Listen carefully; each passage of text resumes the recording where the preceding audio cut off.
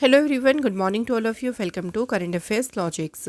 Friends, morning हो गई है। मैं आप सभी के लिए लेके आ गई हूँ आज का डेली करंट अफेयर्स का सेशन। आज हम इस वीडियो में कवर करेंगे 28 मार्च के सभी इंपॉर्टेंट क्वेश्चंस। तो देखिए, पहले करंट अफेयर्स के क्वेश्चंस कवर करेंगे, देन उसके बाद मैं आपके लिए स्टैटिक जीके के भी इंपॉर्टेंट क्वेश्चंस लेके आई हूँ। आने वाले जो भी आपके कॉम्पिटिटिव एग्जाम्स हैं, किसी भी वनडे एग्ज़ाम की आप प्रिपरेशन कर रही हैं, तो ये वीडियो आपके लिए काफ़ी इंपॉर्टेंट होने वाली है। तो आप लोगों को अगर ये वीडियो अच्छी लगे तो इसे लाइक ज़रूर करें, ज़्यादा से ज़्यादा इस वीडियो को शेयर करें एंड ऑल्सो हमारे चैनल को भी सब्सक्राइब ज़रूर करें। इस वीडियो का जो पीडीएफ है वो आप लोगों को हमारे टेलीग्राम पर मिल जाएगा, जिसका नाम है करंट अफेयर्स लॉजिक्स। लिंक आपको देखिए हमने डिस्क्रिप्शन में भी दिया है, या डायरेक्टली फ़ोन से इस बार कोड को आप स्कैन कर लेना। सो आइए एक मोटिवेशन कोट से शुरू करते हैं आज की क्लास। जो सही वक्त पर मेहनत नहीं करती वो ज़िंदगी भर दूसरों की गुलामी करती है। इसलिए कहते हैं ना कि सही टाइम को, जो भी आपका टाइम है उसे अच्छे से यूटिलाइज़ करें, क्योंकि एक बार टाइम चला गया तो वापस नहीं आएगा। तो इसलिए हमेशा अपने सही वक्त पर मेहनत करें, ताकि भविष्य में आप जो अपनी लाइफ है वो अपने अकॉर्डिंग जी पाएँ। सो आइए बात कर लेते हैं पहले क्वेश्चन की। रिसेंटली देखिए किस कंट्री ने अभी फेसबुक को बैन किया है। वैसे काफ़ी और भी कंट्रीज़ हैं जिन्होंने फेसबुक को बैन किया है, बट हाल ही में अगर हम बात करती हैं तो फेसबुक पर प्रतिबंध लगा दिया है पापुआ न्यू गिनी कंट्री ने। क्यों लगाया है इन्होंने, देखिए बैन तो इन्होंने लगाया है जो हेट स्पीच है, जो पोर्नोग्राफी हो गया या फिर ऑनलाइन हार्म, जो ऑनलाइन नुकसान है, उस पर नियंत्रण के लिए, जो उसको कंट्रोल करने के लिए ही पापुआ न्यू गिनी कंट्री ने फेसबुक पर प्रतिबंध लगा दिया है। बहुत सारी कंट्रीज हैं जिन्होंने देखिए फेसबुक को बैन किया है, जैसे मेनली बात करें China, Iran, Russia, north Korea, Myanmar. तो इस तरह की बहुत सारी और भी कंट्रीज हैं जिन्होंने फेसबुक को बैन किया है। पापुआ न्यू गिनी कंट्री की बात करें तो आप देख सकते हैं यहाँ पे इंडोनेशिया के साथ में ही इसका बॉर्डर लगता है कंट्री का। कैपिटल यहाँ की है पोर्ट मॉरेस्बी, और यहाँ पे करेंसी है पापुआ न्यू गिनी कीना, जो है यहाँ पे करेंसी। चलिए नेक्स्ट क्वेश्चन को देख लेते हैं। अगला क्वेश्चन है, India and which country have sign an agreement for green and digital shipping corridor. अभी देखो, इंडिया और कौन सी कंट्री है जिसने ग्रीन और डिजिटल शिपिंग कॉरिडोर के लिए एक समझौते पर हस्ताक्षर किए हैं। ये समझौता हुआ है इंडिया और सिंगापुर के बीच। ठीक है, यहाँ पे जो है सी ऑप्शन सही आंसर है। अब इंडिया और सिंगापुर ने अगर बात करें क्यों ये समझौता किया है, तो इसका मेन पर्पस क्या है, देखो कि जो मैरीटाइम डिजिटलाइजेशन और डीकार्बनाइजेशन है उसे प्रमोट करना। अच्छा, डीकार्बनाइजेशन होता क्या है, अगर हम इसके बारे में बात करते हैं तो इसका मीन होता है कि जो कार्बन डाइऑक्साइड का एमिशन है उसे रिड्यूस करना, यानी या तो उसे कम करना या फिर उसको बिल्कुल एलिमिनेट करना, समाप्त करना। इसी को डीकार्बनाइजेशन कहते हैं, एंड इसी को प्रमोट करने के पर्पस से इंडिया और सिंगापुर के बीच में इस एग्रीमेंट को साइन किया गया है। अगला क्वेश्चन है, where is Ramayana conference 2025 organised. So अभी हाल ही में हुआ देखिए रामायण सम्मेलन, ये कहाँ पर आयोजित किया गया है, तो ये कॉन्फ्रेंस हुआ है कहाँ पे, कोलंबो, श्रीलंका में। सो कोलंबो में जो इंटरनेशनल रामायण एंड वैदिक रिसर्च इंस्टीट्यूट है, इन्होंने ऑर्गेनाइज़ किया रामायण कॉन्क्लेव को स्वामी विवेकानंद कल्चरल सेंटर में। ठीक है, तो यहाँ पे इसका आयोजन किया गया। अब ये जो देखो कॉन्क्लेव हुआ था उसमें इंडिया और श्रीलंका के जो भी रिलीजियस लीडर्स थे, जो धार्मिक नेता थे ना, उन्होंने इसमें पार्टिसिपेट किया था। तो यहाँ पे जो भी रिलीजियस लीडर्स थे उन्होंने भगवान अलग अलग कंट्री को एग्जाम्पल देते हुए जो लॉर्ड राम, भगवान राम हैं, उनकी पर्सनैलिटी का जो पूरे एंटायर वर्ल्ड पे इम्पैक्ट पड़ा है उसके बारे में यहाँ पे बताया। ठीक है, तो भगवान राम का जो उनका व्यक्तित्व रहा था उससे समाज पर, सोसाइटी पर, जो पूरे विश्व पर क्या प्रभाव पड़ा उसके बारे में जो है इस कॉन्क्लेव में बताया गया है। ठीक है, तो आपको सिंपली याद रखना है ये हुआ कहाँ पे है, कोलंबो, श्रीलंका में।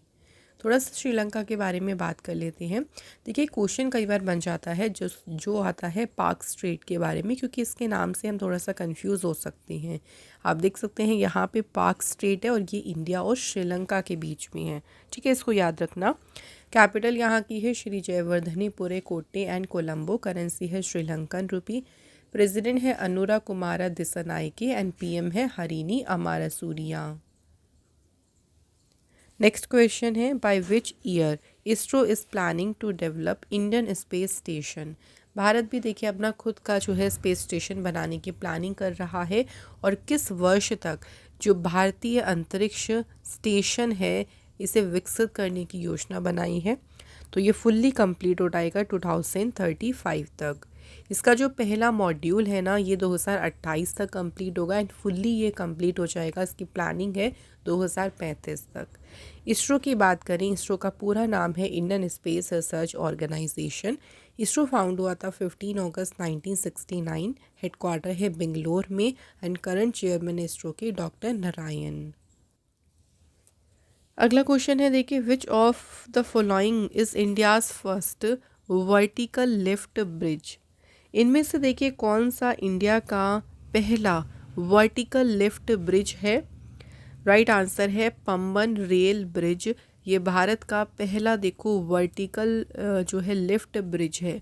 6 अप्रैल को देखिए प्राइम मिनिस्टर मोदी जी जो हैं इस ब्रिज को इनॉग्रेट करेंगे, इसलिए इसके बारे में न्यूज़ आई है। तो देखिए पंबन रेल पुल का उद्घाटन कौन करेंगे 6 अप्रैल को? प्रधानमंत्री नरेंद्र मोदी जी। ये जो नया ब्रिज बनाया जा रहा है ना ये रिप्लेस करेगा जो कॉलोनियल एरा का जो ब्रिज था, औपनिवेशिक युग का जो पुल था उसकी ये जगह लेगा जिसको 1914 में बनाया गया था। कुछ हम बात करें फर्स्ट इन इंडिया से रिलेटेड कुछ इंपॉर्टेंट न्यूज़ के बारे में, चलिए थोड़ा सा रिवीजन कर लेते हैं। इंडिया का जो पहला ग्लास ब्रिज जो समुद्र के ऊपर बनाया गया है वो बनाया गया है कन्याकुमारी में। नेक्स्ट देखो इंडिया का पहला एंटी पेस्टिसाइड बॉडी सूट जिसका नाम है किसान कवच, इसे लॉन्च किया है science and technology minister doctor Jitendra Singh ने। इंडिया का पहला डायबिटीज़ बायो बैंक को सेटअप किया गया चेन्नई। इंडिया का जो पहला वैदिक थीम पार्क जिसका नाम है वेद वन पार्क, इसे इनॉग्रेट किया गया नोएडा सिटी में। नेक्स्ट है where will the country's first cooperative university जिसका नाम रखा है त्रिभुवन बी एस्टेब्लिश्ड रिसेंटली। हाल ही में देश का पहला सहकारी विश्वविद्यालय त्रिभुवन कहाँ स्थापित किया जाएगा? तो इस यूनिवर्सिटी का नाम भी पूछ सकते हैं, ठीक है, तो इसका नाम भी इम्पॉर्टेंट है, इसका नाम भी पूछ सकते हैं और ये कहाँ पे स्थापित किया जाएगा? तो राइट आंसर होगा यहाँ पे गुजरात में। तो लोकसभा ने भी रिसेंटली पास किया है त्रिभुवन सहकारी यूनिवर्सिटी बिल 2025, ठीक है। ये जो विधेयक अभी लोकसभा में हाल ही में जो है इसको पारित किया, जो कि भारत में जो कोऑपरेटिव एजुकेशन जिसे हम हिंदी में कहते हैं सहकारी शिक्षा है उसकी दिशा में एक कदम है। इस यूनिवर्सिटी को डिज़ाइन किया गया है ताकि एजुकेशन, रिसर्च और जो भी ट्रेनिंग है कोऑपरेटिव सेक्टर में उसको हम बढ़ावा दे सकें। अगला question which of the following state government has signed MOU with UNESCO to improve the quality of education in the state. इनमें से देखो कौन सी राज्य सरकार है जिसने राज्य में शिक्षा की गुणवत्ता में सुधार के लिए यूनेस्को के साथ में जो है वो समझौते ज्ञापन पर साइन किए हैं। तो भी रिसेंटली बात करें यूनेस्को के साथ में जो साइन किया है तो है फ्रेंड्स किसने किया है? सो आंसर होगा यहाँ पे हिमाचल प्रदेश सरकार के साथ में जो है ये MOU यूनेस्को ने साइन किया है। यूनेस्को का फुल नेम होता है United Nation Educational Scientific and Cultural Organisation. स्थापना हुई थी यूनेस्को की 16 नवंबर 1945 को। और अगर बात करें इसका हेडक्वार्टर तो पेरिस में जो है इसका हेडक्वार्टर है। करंट में इसके डायरेक्टर जनरल का नाम है ऑड्रे अजौले।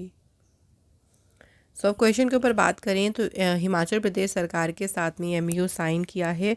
क्यों किया गया है? ताकि हिमाचल प्रदेश में जो एजुकेशन क्वालिटी है उसको इम्प्रूव किया जा सके। इस MOU के तहत यूनेस्को जो है हिमाचल प्रदेश को सपोर्ट करेगा इन मॉडर्नाइजिंग इट्स एजुकेशन सिस्टम। तो जो भी एजुकेशन सिस्टम शिक्षा प्रणाली है उसमें आधुनिकरण में जो है यूनेस्को सहायता करेगा। हिमाचल प्रदेश यहाँ पे देख सकते हैं ये लोकेशन हिमाचल प्रदेश की है। कैपिटल है शिमला और धर्मशाला। गवर्नर हैं शिव प्रताप शुक्ला। चीफ मिनिस्टर हैं सुखविंदर सिंह सुक्खू। राज्यसभा की सीट्स है यहाँ पे 3, लोकसभा की 4 और असेंबली सीट्स है यहाँ पे 68। नेक्स्ट क्वेश्चन है to which organisation has Sanjay Kumar Mishra been appointed as a full time member. यहाँ पे कुछ ऑर्गेनाइजेशन के नाम लिखे हैं, इनमें से कौन सी ऑर्गेनाइजेशन है जिसके अभी पूर्णकालिक सदस्य नियुक्त हुए हैं संजय कुमार मिश्रा? सही आंसर है economic advisory council to prime minister. तो प्राइम मिनिस्टर की जो देखिए इकोनॉमिक एडवाइजरी काउंसिल है ना, उसके भी पूर्ण मेंबर बने हैं कौन? इसको उल्टा करके भी पूछ सकते हैं, संजय कुमार मिश्रा। कुछ और अपॉइंटमेंट्स की बात कर लेते हैं। तो अभी हाल ही में यूनाइटेड वर्ल्ड रेसलिंग एशिया के ब्यूरो मेंबर बने Sanjay Singh. Indian National Trust for Art and Cultural Heritage, short में से इंटेक कहते हैं, इसके चेयरमैन बने अशोक सिंह ठाकुर। उड़ीसा हाई कोर्ट के चीफ जस्टिस बने हैं हरीश टंडन। एंड यूपीएससी में जॉइंट सेक्रेटरी बने Anuj Kumar Singh. Next question and most important question, इसे मार्क करना। Who has been awarded the Nobel prize 2025? सो बात करते हैं एबल पुरस्कार 2025 से किसे सम्मानित किया गया है? तो ये दिया गया है मसाकी काशीवारा। मसाकी काशीवारा की बात करते हैं, सो ये जापानीज़ हैं जिन्हें मिला है एबल प्राइज़ 2025। तो जापानीज़ मैथमेटिशियन है ये। क्यों दिया गया है देखो, तो इनका जो कंट्रीब्यूशन रहा है एल्जेब्रिक एनालिसिस और रिप्रेजेंटेशन थ्योरी में, पर्टिकुलरली इन्होंने theory of D modules and theory of crystal basis की जो डेवलपमेंट है ना, उसकी खोज की थी इन्होंने। उसको थ्योरी को जो है इन्होंने दिया था और उसी के लिए जो है इनको दिया गया है एबल प्राइज़ 2025 का। जो एबल प्राइज़ है ना, ये दिया जाता है किंग ऑफ नॉर्वे के द्वारा, जो नॉर्वे के राजा हैं उनके द्वारा एनुअली दिया जाता है एक या एक से ज़्यादा आउटस्टैंडिंग मैथमेटिशियन को। इसका नाम नॉर्वे के मैथमेटिशियन नील्स हेनरिक एबल के नाम पर इसका नाम रखा गया है। सो एबल प्राइज़ जो है पहली बार 2003 में दिया गया था जीन पियरे सेर को। ठीक है, पहले ये अवॉर्डी थे एबल प्राइज़ के। और अगर हम लास्ट ईयर की बात करें 2024 की, तो ये मिला था मिशेल टेलेग्रांड। नेक्स्ट है who has been awarded the Sangita कला निधि अवार्ड 2025? तो अभी हाल ही में संगीत कला निधि पुरस्कार 2025 से किसे सम्मानित किया गया है? तो ये ऑनर दिया गया है आर के श्री राम कुमार। ठीक है, इन्हें मिला है संगीत कला निधि अवार्ड और ये दिया है इन्हें म्यूज़िक एकेडमी के द्वारा। तो ये जो अवार्ड है ये मिला है इन्हें कर्नाटक म्यूज़िक में उनके कंट्रीब्यूशन के लिए। कुछ और विनर्स के बारे में बात करें, यानी हम यहाँ पे ऑप्शन को डिस्कस करने वाले हैं। तो टी.वी. गोपालकृष्णन, इनकी बात करें तो इन्हें आर के श्रीकांतन ट्रस्ट अवार्ड से जो है इनको सम्मानित किया गया। इसके बाद अपर्णा सेन की बात करती हैं तो इनको सत्यजीत रे लाइफ टाइम अचीवमेंट अवार्ड से जो है इनको सम्मानित किया गया। एंड उर्वशी सिन्हा की बात करती हैं, सो ये प्रोफेसर हैं जिनको गेट्स कैम्ब्रिज इम्पैक्ट प्राइज़ से जो है इनको सम्मानित किया गया था। ठीक है फ्रेंड्स, तो हम ये भी कोशिश करते हैं कि आपको हम रिवीजन भी कराते रहें साथ ही साथ में, क्योंकि जितना हम अच्छे से रिवाइज करेंगे ना उतना इम्पॉर्टेंट रहेगा। तो यहाँ पे हमारे जो है करंट अफेयर्स के क्वेश्चंस तो फ्रेंड्स कंप्लीट हो गए हैं। अब हम डिस्कस कर लेते हैं स्टैटिक क्वेश्चंस। तो देख लेते हैं आज हमारे कौन कौन से स्टैटिक के क्वेश्चंस हैं। देखिए, सो पहला क्वेश्चन है the other name of Yarlung Tsangpo river in India is. तो रिवर का नाम है यारलुंग सांगपो, इसका इंडिया में दूसरा नाम क्या है?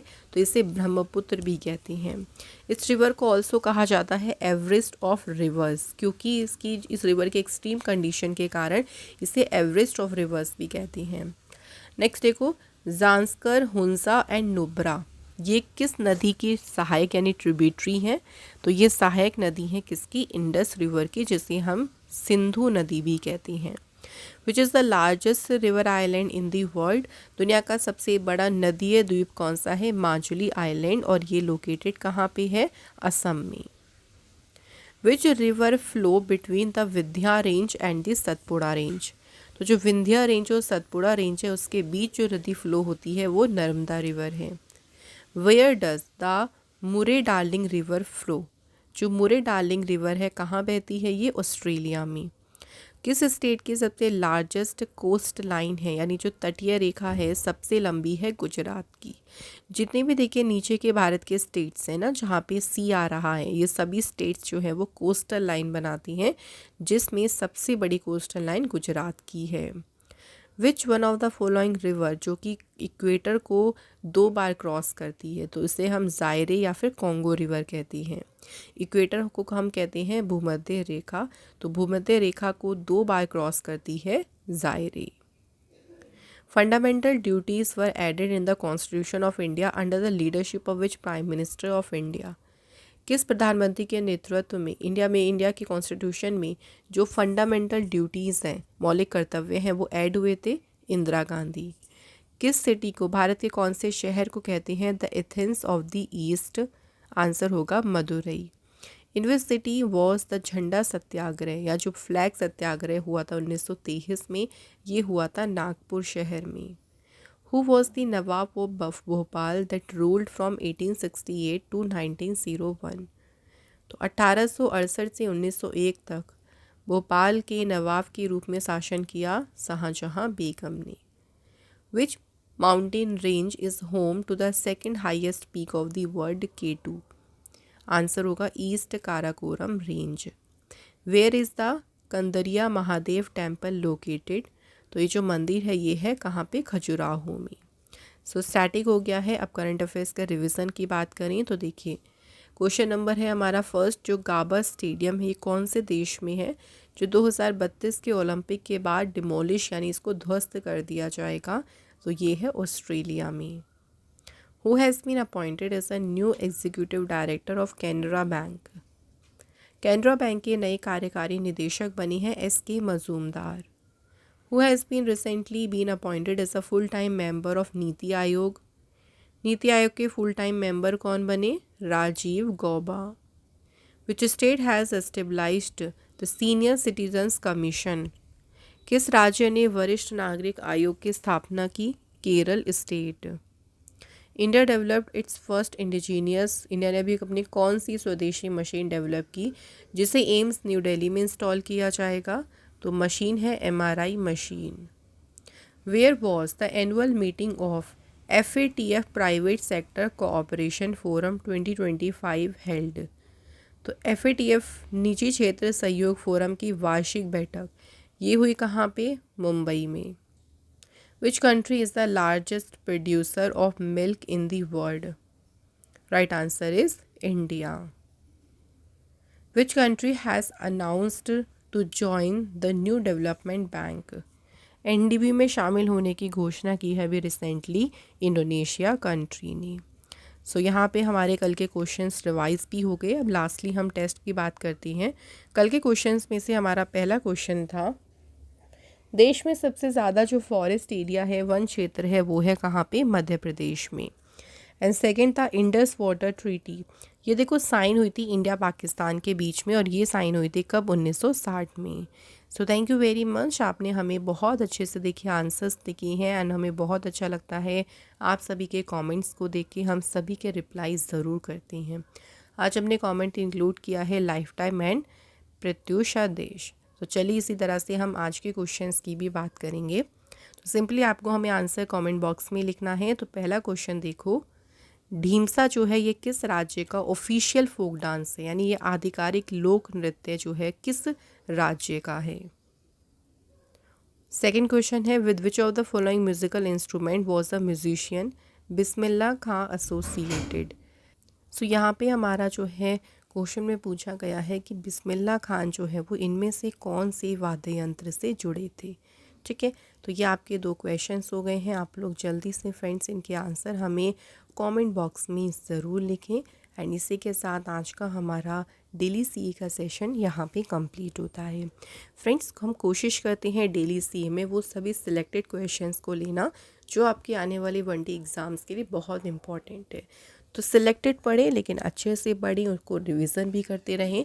तो डेली के साथ साथ देखिए हम वीकली आपको और मंथली आपको रिवाइज भी कराते रहते हैं क्वेश्चंस। तो आप लोग हमारे चैनल से जुड़े रहें ताकि आप अच्छे से जो भी आपके एग्ज़ाम की प्रिपरेशन आप लोग कर रही हैं वो अच्छे से आपकी प्रिपरेशन चलती रहे।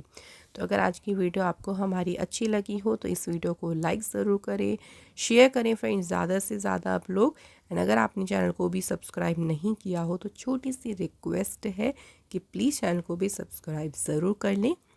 अपकमिंग वीडियोस के बाद नोटिफिकेशन आपके पास आती रहेंगी। तो चलिए फ्रेंड्स, इस वीडियो को एंड कर लेते हैं। नेक्स्ट वीडियो में आप लोगों से फिर मिलेंगे। Thank you so much for watching this video.